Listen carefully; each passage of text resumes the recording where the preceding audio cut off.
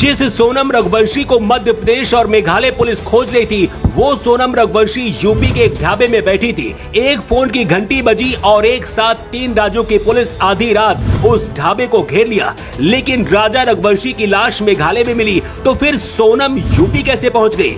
कौन है वो 5 साल छोटा कर्मचारी जिसके प्यार में डूब चुकी थी सोनम, और शादी के 6 दिन बाद ही अपने पति राजा रघुवंशी को साजिश के तहत मेघालय लेकर पहुंची?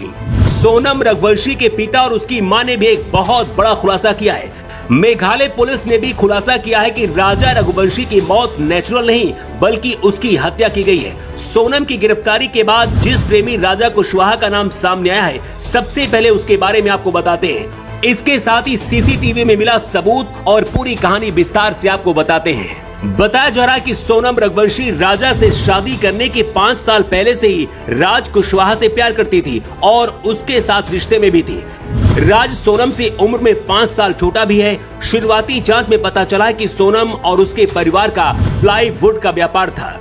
इसी दुकान में राज कुशवाहा नाम का कर्मचारी काम करता था। सोनम और राज का काफी लंबे समय से अफेयर चल रहा था, लेकिन सोनम के परिवार वालों ने उसकी शादी राज से नहीं बल्कि राजा रघुवंशी से करवा दी। राजा रघुवंशी को मारने की साजिश में सोनम का साथ उसके कथित प्रेमी राज और उसके 3 दोस्तों ने दिया। प्रेमी राज ने सोनम से कहा कि इसे हनीमून में लेकर मेघालय लेकर जाओ। इसके बाद पति को अपने साथ लेकर सोनम मेघालय पहुंची। पीछे पीछे मध्य प्रदेश से सोनम का प्रेमी और उसके दोस्त पहुंचते हैं। सोनम जानबूझकर राजा को डबल डेकर इलाके में लेकर गई, जहां राजा की हत्या की गई। राजा की छिपाई गई लाश का मिलना ही जांच का टर्निंग पॉइंट था। शिलांग के होटल के रिसेप्शन से राजा और सोनम का सीसीटीवी एक फुटेज भी मिला है, जिसमें दोनों स्कूटी में आते दिख रहे हैं और होटल से जाते हुए भी दिख रहे हैं। उस दौरान सोनम ने जो कपड़े पहने थे वही राजा की डेड बॉडी के पास मिला।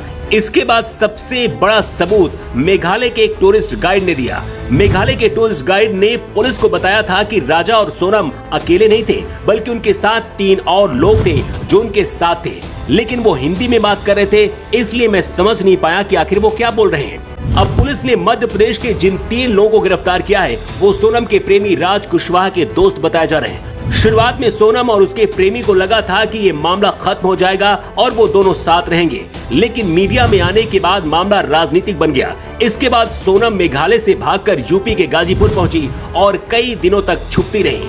अंत में हार कर एक ढाबे से रात को अपने भाई को फोन किया और बताया कि वो जिंदा है। इसके बाद सोनम के परिवार ने पुलिस को जानकारी दी।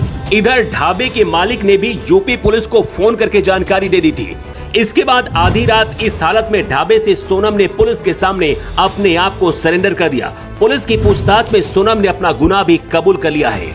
इस पूरे मामले को लेकर मेघालय पुलिस ने खुलासा करते हुए बताया कि सोनम ने ही अपने प्रेमी के साथ मिलकर अपने पति को मौत के घाट उतारा, लेकिन सोनम के माता पिता का कहना है कि उनकी बेटी ऐसा नहीं कर सकती है। फिलहाल इंदौर पुलिस, मेघालय पुलिस और यूपी पुलिस मिलकर पूछताछ कर रही है, लेकिन सवाल ये है कि अगर किसी और से प्यार था तो शादी करने की क्या जरूरत थी, और अगर शादी हो भी गई तो शादी के 6 दिन बाद मारने की क्या जरूरत थी? इसमें राजा रघुवंशी की आखिर गलती क्या थी? पत्नी के साथ हनीमून मनाने गया, लेकिन उसे नहीं पता था कि पत्नी के दिमाग में उसके लिए क्या चल रहा है। इस हाई प्रोफाइल केस के खुलासे के बाद फिर से कई तरह के सवाल उठ रहे हैं और आरोपियों को कड़ी से कड़ी सजा देने की मांग उठ रही है। वैसे इस पूरे मामले पर आप क्या कहना चाहेंगे? अपनी राय कमेंट बॉक्स में लिखकर आप जरूर दें।